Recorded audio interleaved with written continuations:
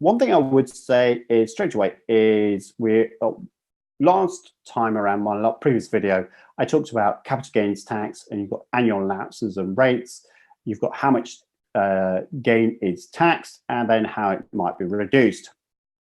And without going to all that detail again, CGT, you do get an annual allowance of £12,000, which basically means is that if you've made a gain of £12,000 by selling of a property, you will not suffer any capital gains tax at all. For property, if you're a basic rate taxpayer, you don't get taxed at 10%. You get taxed at 18% for your buy-to-let property investments. And if you're a high rate taxpayer, you don't have the 20% tax band at all. Unfortunately, you have the 28% CGT bill, which is, well, quite expensive. And if Labour get in, obviously, then they're going to try and move that to be 40% in line with the income tax rates. Boo-hoo, let's not have Labour in, hey? So here's the other ways of increasing PR. This, it could be whereby you've had a buy-to-let property, but you decide to move back into it. So you had a property, which is main home, you vacated that property, you've rented it out, and you decide to move back in. How does that affect your PR? Well, clearly the time that you lived in the property would naturally increase. However, what this is saying is, let's imagine that you left the property, you rented it out, and you moved back in for whatever reason at all for 3 years. So if you left the property in 2001, you moved out, you got, well, I don't know, you rented accommodation somewhere else, and then you came back 3 years later, that gap of 3 years would be counted as PR. So it's a great way of minimizing your CGT by moving into the property once you move back out. So you've moved out, you move back in. Any reason whatsoever, you could have it for 3 years. Now, it could be because you're touring. Bronwyn Vernicum, for instance, who's a client of ours, lovely lady, invests in property. Now she's doing this kind of world tour. Like, well, it feels like she's always on holiday, bless her, with John Vernicum. And they are getting their work-life balance. Finally, I would say, by the way, well done to you guys. And they have this extension of 3 years whilst they move back into their property, so they don't have to pay tax on it.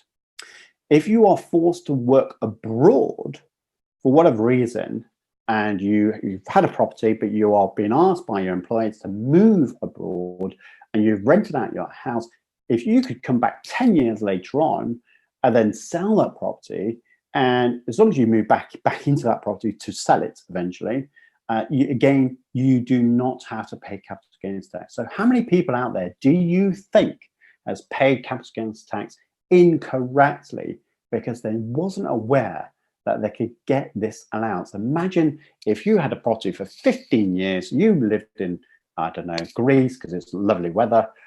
You came back to the property after 15 years, it's doubled in value. Then you sold the property whilst you're living in it for the second time. There's no capital gains tax. But how many people do you think have wrongfully paid capital gains tax on that property? I don't know, by the way. I'm just kind of putting it out there to see if anyone's done it. And equally, the third one is, imagine that you have been forced to work away. So let's go for an example here. You are in a non-commutable distance. So you might be in Manchester, for instance, getting into London, 2.5 hours, not a commutable distance, I'm sure you'll agree. So what you do is you find a place, you rent out, or you live in lodges, hotels, whatever, and you've got that property now and it's left vacant for whatever reason, or you've simply rented it out.